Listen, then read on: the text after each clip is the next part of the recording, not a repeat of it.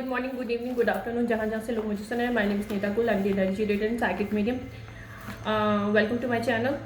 I am here to for few messages मुझे मिले थे और जिसकी वजह से मुझे आना पड़ा। अच्छा, कुछ मुझे मैसेजेस ये मिले थे कि कुछ पैटर्न्स जो हमारी लाइफ में हमने फॉलो कर रखे हैं, जिसकी वजह से हमारी रिलेशनशिप डायनेमिक्स काफ़ी ज़्यादा ख़राब होती जाती हैं। So this time to understand and रोशनी डालने की ज़रूरत है। We have to understand and eliminate the what is the reason, what का the behind the root cause why we are have certain kind of patterns to treating our relationship in certain ways. देखो, might be this is the trigger warning for people who have these kind of issues. Obviously it's going to trigger them, okay. There are lots of issues. Dynamic के अंदर जो basic issues है वो आपके घर से start होते हैं। अगर मैं बात करूं कि कुछ मदर्स होती हैं, दे मैं पहले बोल रही हूँ sir, trigger warning, okay. I'm a journal talking about all kind of areas. I'm trying to cover all kind of areas as soon as I can do. Okay.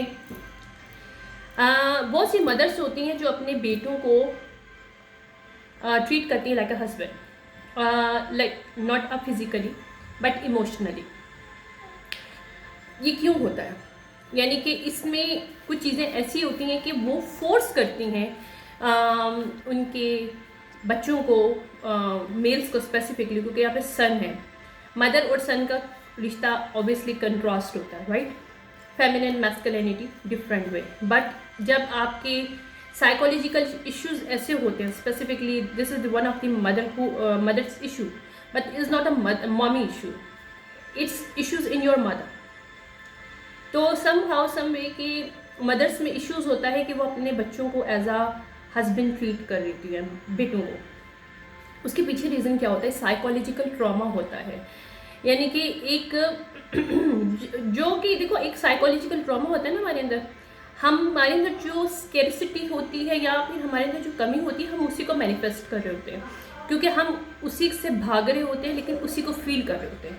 यानी कि अगर मैं बोलूँ कि किसी इंसान में कोई भी साइकोलॉजिकल इशू है, तो वो डेली बेसिस पे अनटिल वो हील ना कर ले, उसको फेस भी करेगा, उसको फील भी करेगा, लेकिन उससे भागेगा भी। डेट इज़ दी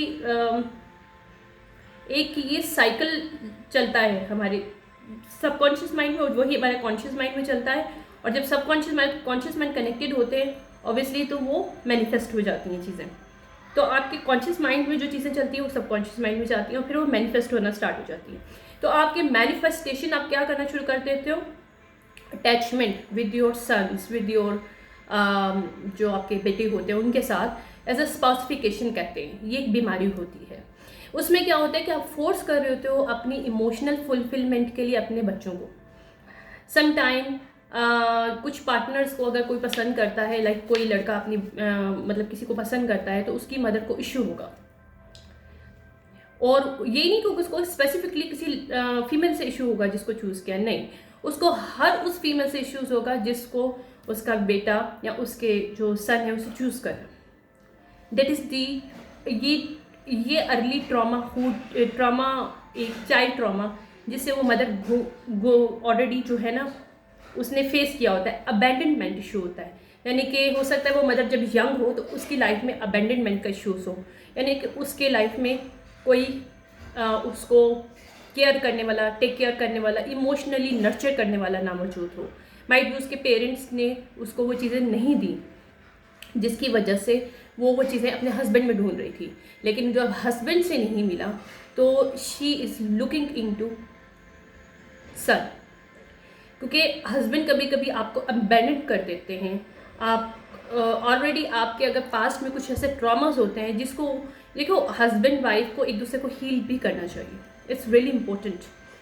तो यहाँ पे अगर कोई हस्बैंड अपनी वाइफ को हील करने की बजाय, उसको नर्चर करने की बजाय, उसको यानी कि उसको एक अबैंडनमेंट की एक दोबारा से उस साइकिल में ले आता है या उसके एक अब्यूजिव रिलेशनशिप में ले आता है, तो तो वो तो ऑलरेडी काफ़ी ज़्यादा इशू से घूमी होती है वो फीमेल, यानी कि अपने पेरेंटल वे में, यानी कि उससे मदर फादर से उसे वो प्यार नहीं मिला होता, या फादर से या मदर से, हम दोनों से, राइट।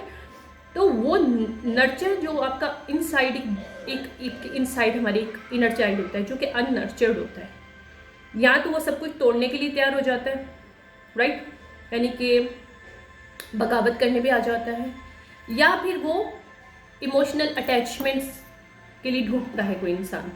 और वो ज़्यादातर मदर्स जो होती हैं, अगर आपको नर्चर आपके फादर ने नहीं किया, इन केस या आपकी मदर ने नहीं किया, तो मदर्स ज़्यादातर अपनी फीमेल्स की तरफ अट्रैक्ट नहीं होती, यानी अपनी डॉटर्स की तरफ अट्रैक्ट नहीं होती, अपने कंट्रास्ट अपने सन्स की तरफ अट्रैक्ट होती हैं, और उनसे वो इमोशनली उनको एक वो चाहिए कि ये उनकी हर वो बात माने, अंडरस्टैंड।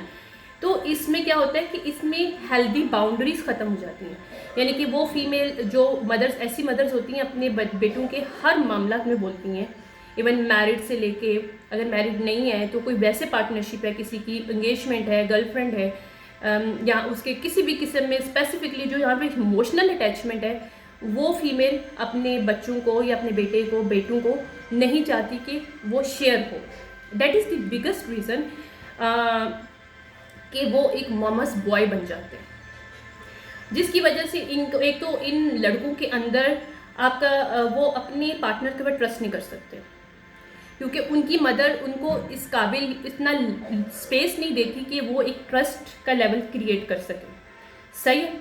दूसरा इसके अंदर कि हेल्दी और अनहेल्दी बाउंड्रीज के दरमियान उनको फ़र्क नहीं पता होता इमोशनली। अच्छा, तीसरी वो कि वो उनके अंदर सेल्फ स्टीम कम होती है, और एक उनके अंदर गुस्सा बहुत ज़्यादा होता है। They want to control everything, because उनकी लाइफ में उनकी मदर उनको कंट्रोल कर रही होती है, और वो शायद उसको मना नहीं कर पा रहे, लेकिन वो इंटरनली इस कंट्रोल इश्यूज के शिकार है, इसलिए वो दूसरों को कंट्रोल करना स्टार्ट कर देते हैं। So narcissist also created by this kind of trait. एक नार्सिसिस्ट ट्रेट बच्चों के अंदर आता है क्योंकि उनकी मदर उनको एज अ हस्बैंड ट्रीट कर रही होती है, उनके हर मामलात में, उनके इमोशनली, जहाँ पे उनकी किसी भी थर्ड पर्सन, यानी कि कोई भी लड़की उनके लाइफ में आएगी, कोई भी पार्टनर उनकी लाइफ में आएगा, that is the going to trigger this womens, जिनके अंदर ये ट्रॉमास होता है, ठीक है। Might be is a trigger warning for people, I am very telling you very clearly, ठीक है। दूसरा एक हमारी सोसाइटी में बहुत टैबू एक किस्म का ये भी है, बहुत कम फैमिलीज़ में है, बट दिस काइंड ऑफ और लाइक आप समझ लो कि कर्सेस है कि mother to mother same series चली आ रही है, एक मदर ने एक जनरेशन्स के बच्चों के साथ ये किया, आगे भी वो उसकी मदर भी यही करे वाली है, यानी कि ये पैटर्न्स हमारे क्रिएट हो जाते हैं, because behind the scene these are psychological issues. मैं टाइम देख लूँ, मुझे ना मेरी लेट हो रहा है मुझे काफ़ी ज़्यादा, but I am trying to my best cover it, okay. दूसरा क्या होता है कि फादर भी ट्रीट करते हैं कभी कभी अपनी बेटियों को as a wife emotionally, they want to control them, they want to do कि भाई वही करें जो वो करवाना चाहते हैं, या फिर उनकी बेटी उनसे सब कुछ जो है ना, बस वो अपनी बेटी की लाइफ में किसी थर्ड पर्सन को नहीं आने देते। That is also something. But ये ट्रॉमास जो होता है, जो फादर्स के अंदर होता है, वो इस वजह से होता है कि उनके चाइल्डहुड में कोई अब्यूजिव सेक्सुअली अब्यूज उनके साथ हुआ होता है। That's why this kind of personalities disorders, narcissist personality disorders creating with in that, ठीक है। ये क्या होता है, इसमें वो स्ट्रगल कर रहे होते हैं कि उनको अप्रोप्रिएट और अनअप्रोप्रिएट रिलेशन एंड बाउंड्रीज के दरमियान फ़र्क नहीं पता चलता। Emotionally they can not understand, they do not understand where they should be stop, where they should be respect this boundary for their daughters, that is the issues।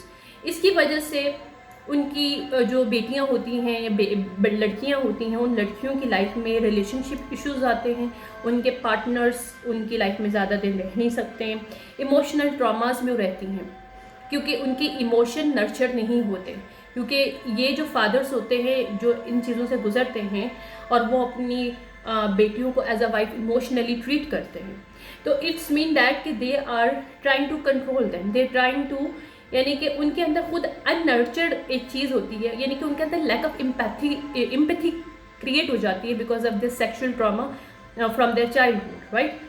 तो ये अपने जो कहते हैं ना लैक ऑफ एम्पैथी की, एक emotional जो होता है ना कि कोल्ड हार्टेडनेस, ये अपनी बेटियों के तरफ ये लोग फील करते हैं और अपनी बेटियों को नर्चर नहीं कर सकते, उनको वो रिस्पेक्ट नहीं दे सकते, उनको वो भरोसा, एक यकीन। और एक चीज़ होती है ना कि एक लड़की पावरफुल तभी होती है जब उसको उसका फादर, स्पेसिफिकली फादर उसको प्लेस दे, वो प्लेटफॉर्म दे जहाँ वे अपने आप को सिक्योर कर सके, अपने आप को बिल्डअप कर सके, राइट। तो ये lack of self esteem, emotional traumas होते हैं उसके अंदर, बहुत ज़्यादा इमोशनली बहुत ज़्यादा अटैचमेंट उनके अंदर होता है because they are looking for somebody who easily nurture them, क्योंकि उनको नर्चर वाली फीलिंग उनके फादर से नहीं मिली थी, सो अपने वो हस्बैंड के अंदर वो चीज़ें ढूंढती हैं। That is the also a trait that is going to impacting our relationship, और हमारी सोसाइटी में बहुत इश्यूज़ क्रिएट होते हैं इससे। एक सेकंड में चाय पी।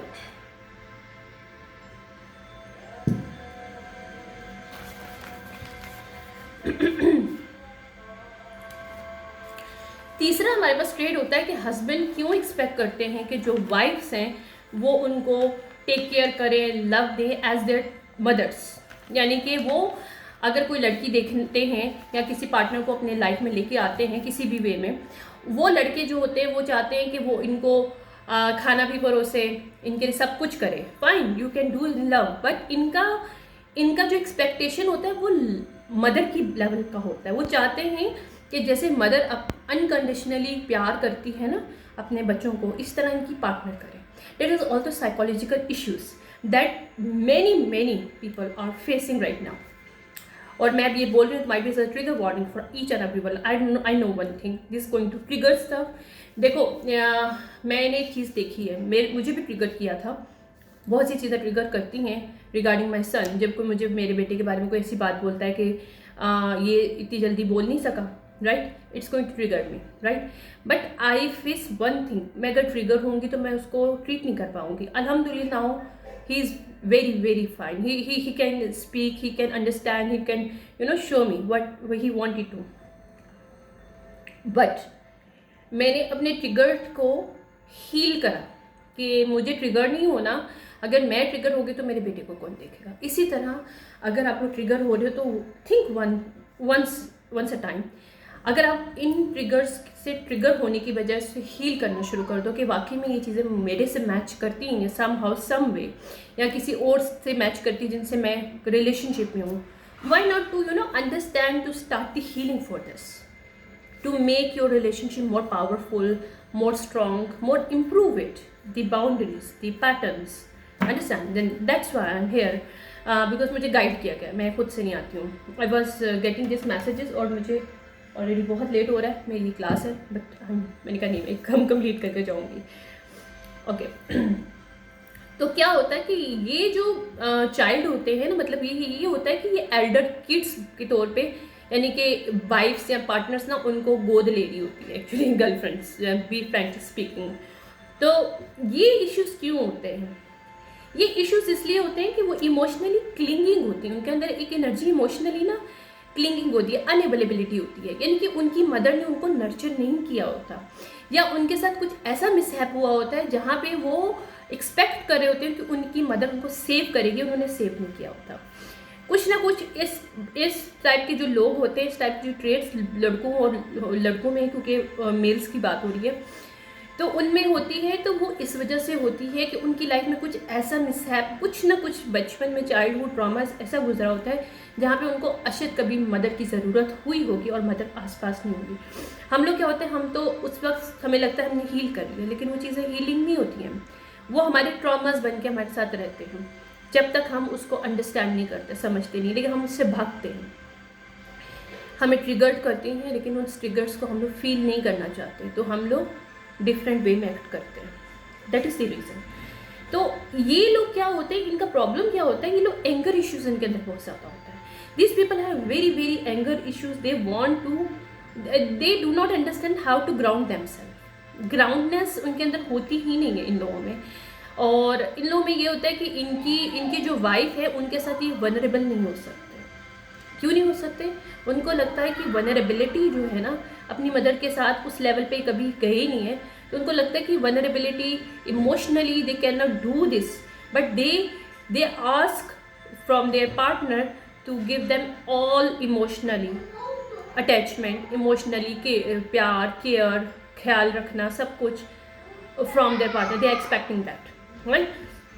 तो इस टाइप की जो चीज़ें होती हैं उसमें क्या होता है कि आपके रिलेशनशिप में अनइमोशनल लेवल का एक अनइमोशनली जो है ना एक पैटर्न स्टार्ट हो जाता है कि आप इमोशनल अटैच नहीं होते, इमोशनली आप शेयर नहीं करते अपनी पार्टनर से। क्यों नहीं करते? बिकॉज आपके अंदर ये ट्रॉमा है कि आप अपनी वाइफ को, अपनी पार्टनर को, अपनी गर्लफ्रेंड को, अपनी फियोंसी को एज अ उसको एक्सपेक्ट करते हो, आपको मदर के तौर पे आपको unconditional love they. That is the reason. देखो, लव इज़ वेरी ब्यूटीफुल, लेकिन इसकी वजह से इश्यूज होते हैं कि देखो, जो रिलेशन जिसका होता है उससे वही चीज़ एक्सपेक्ट करनी चाहिए। लेकिन कभी कभी हम लोग, हमारे रिलेशनशिप आज तक, हमारी सिचुएशनशिप ख़राब क्यों होती है, उसके पीछे रीज़न ये होता है कि we do not understand, we are unable to understand कि साइकोलॉजिकल इश्यूज हमारी लाइफ के अंदर फिजिकली प्रॉब्लम्स करते हैं, मेंटली प्रॉब्लम्स करते हैं। क्यों? ये हमारी लाइफ में हमारे पैटर्न्स को, हमारी जो पैटर्न्स क्रिएट हो जाते हैं हमारी as a habit, as a trade, as a personality trade, तो उससे क्या होता है, हम इन सर्टन वे में आदत हो जाती है हमें अपने रिश्तों को ट्रीट करने की, अपने रिलेशनशिप को ट्रीट करने की। So this is the time to change if you have this kind of trades. This is the trigger warning. You should understand one thing might be triggered you, but this time to understand, अगर हमने इसको heal किया तो we can create a beautiful life, right? तो उनके अंदर जो है ना अवॉइडिंग की एक बड़ी कमी हो जाती है। ये हर चीज़ को अवॉइड करना चाहते हैं, वो अपने पार्टनर को अवॉइड करते हैं। वो चाहते हैं कि वो उनको अपने पार्टनर को कोई भी वो लेवल ना दें जो देना चाहिए, राइट? वो वनरेबिलिटी ना दें, ओपन ना हो। लेकिन वो जैसे उनकी मदर, एक मदर अपने बच्चे को पालती है, वो चाहते हैं कि उनकी वाइफ उनको उस तरह से पाले। That is the issue, psychological issue, the biggest issue that have many men have, but they didn't understand one thing. At this time to understand, this is the psychological issue. You need to heal it. You need to treat this diseases. That is really important. जिसकी वजह से आपको ये भी नहीं समझ में आता, आपको दूसरों को ओवरकम करने के लिए, या आप जो आपकी पार्टनर है उसको आप चीट आराम से करना चाहते हो, आप आराम से कर दोगे। क्यों?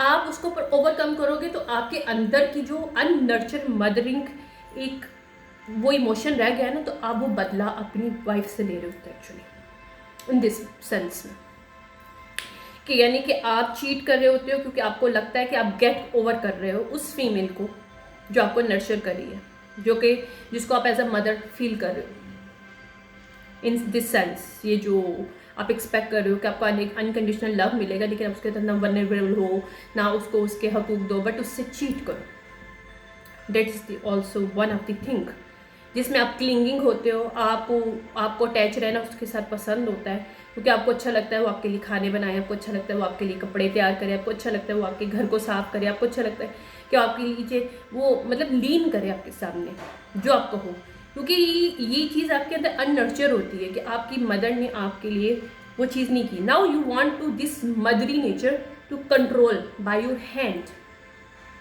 ठीक है? यू मतलब इमोशनली आप उसके दूसरी फीमेल जो है, जो आपकी वाइफ है या आपकी पार्टनर है या आपकी फियांसे गर्लफ्रेंड है, आप उसको कंट्रोल करना चाहते हो बिकॉज आप अपने अंदर को तस्कीन देना चाहते हो कि आपके अंदर अननर्चर्ड मदर की एक फीलिंग जो ट्रॉमा है, आप उसको कंट्रोल करने की कोशिश कर रहे हो, जिसकी वजह से आप चीटिंग भी करते हो क्योंकि आपको लगता है कि गेट ओवर आप कर दोगे तो आपको मज़ा आएगा, कि आपको फ़र्क नहीं पड़ता।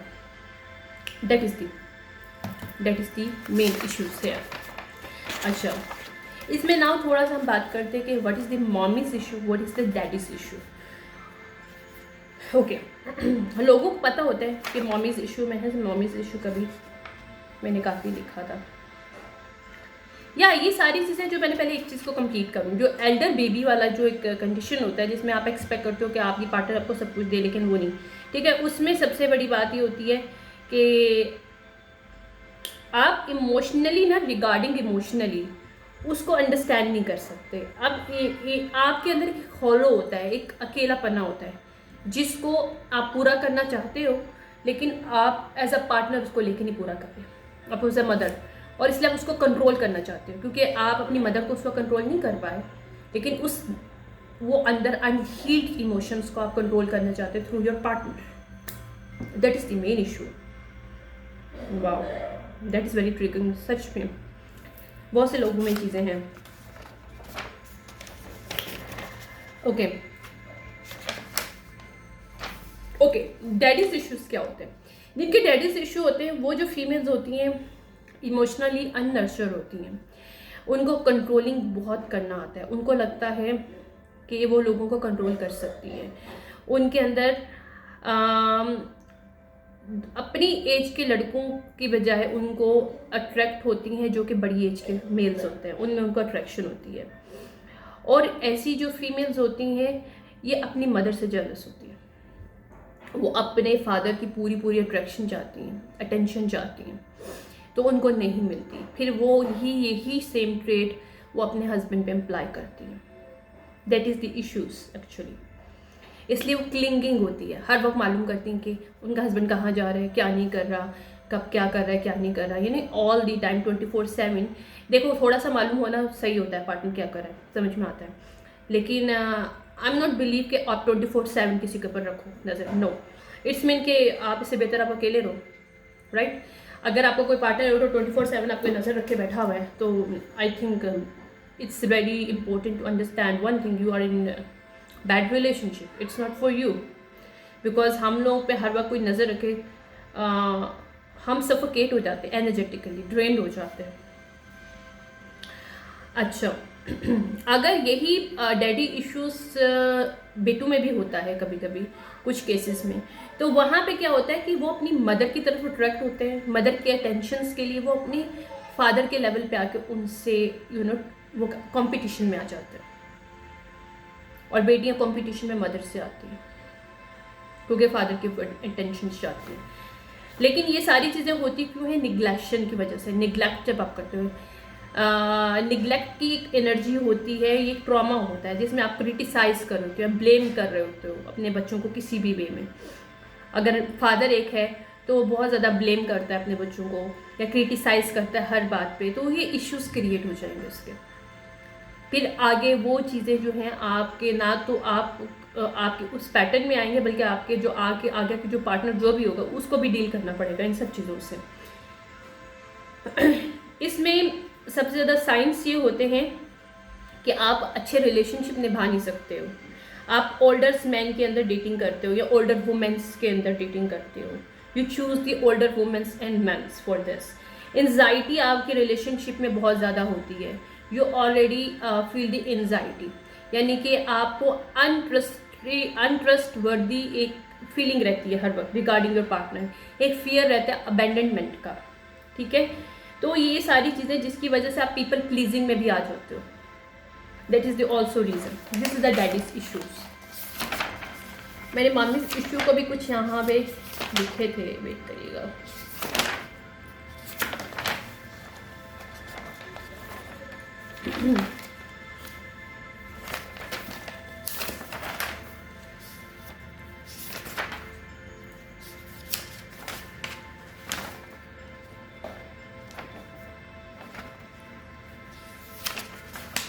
मॉमिस इशू की अगर हम लोग बात की जाए तो मॉमिस इश्यूज में यही होता है कि बच्चे जो होते हैं, बेटे या बेटियां जो होती हैं, वो अननर्चर्ड होती हैं, क्योंकि मदर आपकी होती है नर्चर करती है आपको, राइट? और फादर जो होता है आपको कॉन्फिडेंस देता है, फादर आपको एक प्लेटफॉर्म देता है जहाँ पे आप अपनी पर्सनैलिटी बना सकते हो। लेकिन इमोशनल पार्ट जो होता है आपको आपकी मदर से मिलता है। तो होता क्या है कि आपकी अगर मदर इश्यूज होते हैं तो आप इमोशनली आप स्टेबल नहीं होते हो। अगर आप फीमेल हो तो आपके अंदर मॉमीज इश्यू होगा तो आपको या तो दूसरी फीमेल्स अच्छी नहीं लगेंगी, राइट? ट्रस्ट में आपको नहीं अच्छी लगेंगी। आपके अंदर जेलसी ट्रेट बहुत ज़्यादा हाई होगा, आपको आपकी अननर्चर्ड मदरिंग, आप एक अच्छी गुड मदर भी नहीं होगे। That is also one the trait that is going on generation to generation.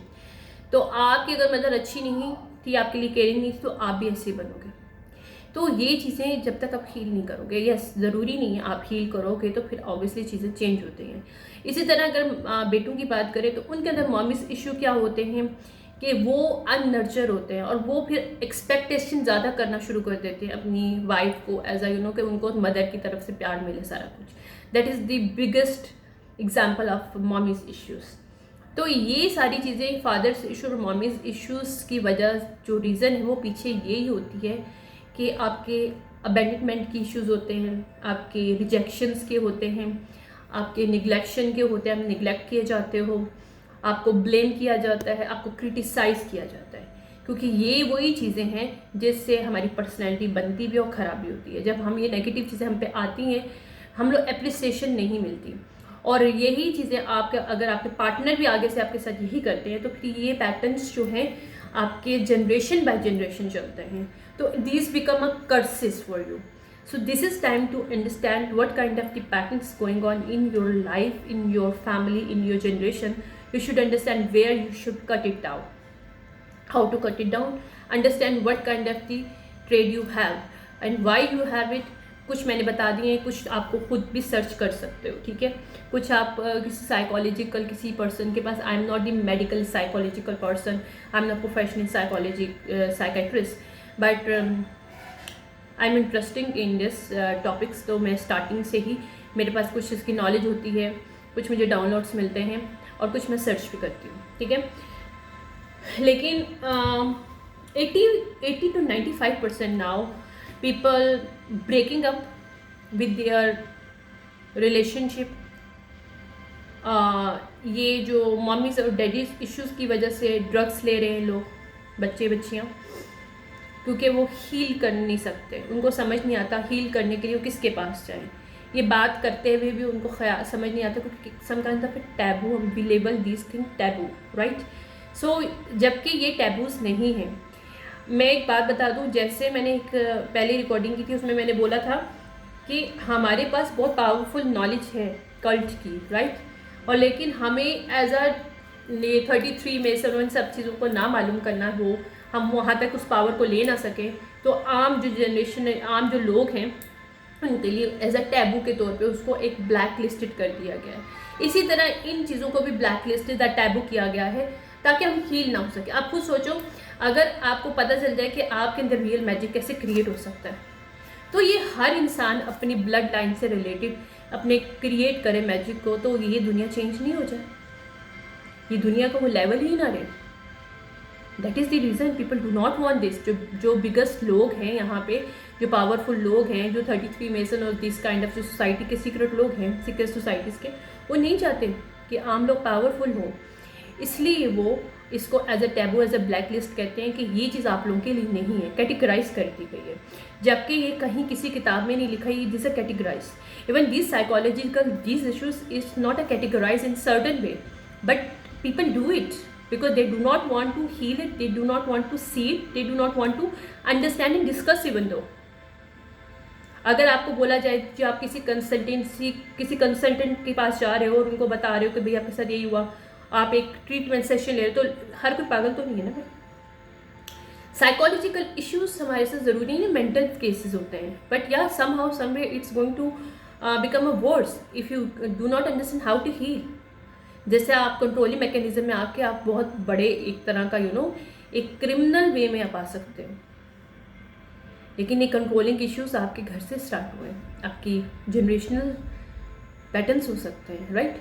तो this is time to understand one thing कि कोई भी चीज़ छोटी जो होती है छोटी नहीं होती है, क्योंकि हर छोटी चीज़ बड़ी में बहुत ईजीली कन्वर्ट हो जाती है अगर आप उसको अंडरस्टैंड ना करो। इसीलिए कहते हैं छोटी छोटी खुशियों को बांधते हैं तो बहुत ज़्यादा बड़ी खुशियाँ बन जाती हैं। इसी तरह बनती हैं क्योंकि छोटी ही चीज़ें हमको बड़े में बनती हैं। हम छोटी छोटी चीज़ों को खुश होकर हम अपने आप को हील करते हैं, और वही हीलिंग हमारे लिए इतनी पावरफुल हो जाती है कि हमें एक्स्ट्रा ऑर्डिनरी और खुशियाँ मिलती हैं, ब्लेसिंग मिलती हैं, राइट। समझ में आ रही है। इसी तरह से कहते हैं कि छोटी छोटी जो चीज़ें होती हैं, कमियाँ होती हैं आपकी रिलेशनशिप में, आपके अंदर पर्सनैलिटी में, तो आपकी इन चीज़ों को निगलेक्ट नहीं करना, क्योंकि ये छोटी चीज़ें आपको नहीं पता अंदर से आपको कितना चेंज करें, अंदर से आपको किस लेवल का बना रही है। तो ये टैबूज नहीं है actually, trust me, this not taboos. These are powerful information. If you know that, you can change your life. You can change your patterns to thinking, your trade even though. Our personality के traits बन जाते हैं, हमें पता ही नहीं कि हम इस certain way में क्यों treat कर रहे हैं अपने relationships को, हमें नहीं पता, but we're doing it. क्योंकि हमारे जनरेशन यहाँ तो चलते आ रहे हैं, हमारे बाबा दादा ने वही सब किया, हम भी वही कर रहे हैं. One of the reason is that कि आप टॉक्सिसिटी में रहने के आदी हो गए. हम लोग आदत हो जाती है, हमें इन पैटर्न्स में रहने की आदत हो जाती है. लेकिन जब आप हील कर देते हो तो ये पैटर्न्स आपके ऊपर हावी होना शुरू हो जाते हैं. अब मैंने हील कर लिया तो मैं ऐसे किसी पैटर्न में रह ही नहीं सकती हूँ. मैं ऐसे जगह पे रह ही नहीं सकती जहाँ के इस टाइप के लोग हों. हाँ, मैं कॉप अप कर लूँगी, obviously I am the healer, but मेरी खुद की एनर्जी सफोकेट रहेगी क्योंकि मुझे पता है कि ये लोग, मैं यहाँ से ऑलरेडी निकल चुकी हूँ. लाइक एक क्लास से आपने पढ़ लिया, उस क्लास को पास कर लिया, अब चले गए. उस क्लास में वापस आप आओगे तो आप तो हंसोगे बैठ के, यार ये तो मेरे लिए मजाक है. यही लेवल्स हैं हमारे. जब हम हील करते हैं तो हमारे लिए हर चीज़ जो है ना, जो हमारे लिए पहले टैबू होती है, इम्पॉसिबल चीज़ होती है, वो पॉसिबल ऐसी होती है, हमें लगता है कि यार तो कुछ है ही नहीं है. We are just laughing at this thing, trust me. But ये जब हम इनसे when we went through this thing, not all the pattern obviously, but according to somehow some way, किसी भी वे में abandonment हो सकता है, या मुझे कोडिपेंडेंसी हो सकती है, या मुझे ट्रस्ट इश्यूज हो सकते हैं. I'm just telling you in the journal way, right? तो जब मैंने उनको हील किया तो now I can understand how I was acting in certain way. Why my patterns, my trait was connected to these certain way. That is wasn't my trait, but it's developed within me, because might be my generational curses, might be my generations going on in this way, working through in this way, so I am acting in this way, right? Might be I went through somehow some way these traumas, that these are still inside me, that is not healed yet. So that's why I was acting in this way that I should not actually. तो अपने relationship को heal करें ताकि वो healthy बने, अपने patterns को heal करें ताकि आपको सर्टेन पैटर्न्स के अंदर नेगेटिविटी और पॉजिटिविटी की नज़र आए, ताकि आप अपनी पर्सनैलिटी ट्रेट को भी इम्प्रूव कर सकें. हर रिलेशनशिप को कितना ट्रस्ट देना है, हर रिलेशनशिप को कितना लेवल, कितना बाउंड्रीज हर रिलेशनशिप के लिए होना चाहिए, बहुत ज़रूरी है. हम लोग जब अप्रोप्रिएट और अनअप्रोप्रिएट बाउंड्रीज़ के अंदर फ़र्क नहीं फील करते तो वहाँ पे हमें पता नहीं चलता कि कौन सी बाउंड्रीज़ कहाँ तक है. इमोशनली बात करें, not physically, not sexually, right? Emotionally बहुत बड़ी बात है. जैसे आप इमोशनली अपने आप को बाउंड्री डालते हो, उसी तरह आपकी बॉडी और आपके जो है ना मेंटली एक्ट करना स्टार्ट कर देते हैं. तो फर्स्ट हमारा मेंटली और इमोशनली अटैचमेंट बड़ा ज़रूरी होता है कि हमें पता हमारे इमोशनली और मेंटली हमें कितना किसी से कनेक्ट होना है, कितना किसी के बाउंड्री रखना है, कौन से रिलेशनशिप में कितनी बाउंड्रीज होनी चाहिए. फिर हमारा फिजिकली एक्ट उसी तरह से होता है. तो ये सब चीज़ें हैं. I hope you like it and understand this thing. This is not taboos, या trust me, this not taboos. Cult is not taboos, but these things just give us the power to make us the powerful, and we can change our life, we can change our everything in our life, where we can view things in different way. हमारे perspective change होंगे जब हमारे अंदर सब चीज़ें healing होगी, हम चीज़ों को देखेंगे, अंडरस्टैंड करेंगे, फील करेंगे, हमारे पर्सपेक्टिव चेंज होंगे. हम जहाँ हर चीज़ पे इंसिक्योर होते थे, अब इंसिक्योरिटी नहीं रहेगी, और ये पावरफुल चीज़ है.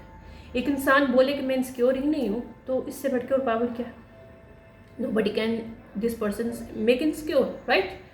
मीन्स कि किसी के पास पावर ही नहीं है उसको कंट्रोल करने की. तो ये चीज़ हमें मिल सकती है, लेकिन हम चाहें तो. ठीक है, ठीक है. सॉरी, अब मेरा बेटा है तो मैं बोल रही थी, क्या बोल रहा था. एनीवेज, मैं इसे बंद कर रही हूँ कि मेरी क्लास का टाइम हो गया है. बस 5 मिनट मेरी क्लास स्टार्ट हो रही है. सो मैंने कहा मैं एक जल्दी से रिकॉर्डिंग करूँ. और I hope you like this recording. If you like it and click the like button और share it if you like it.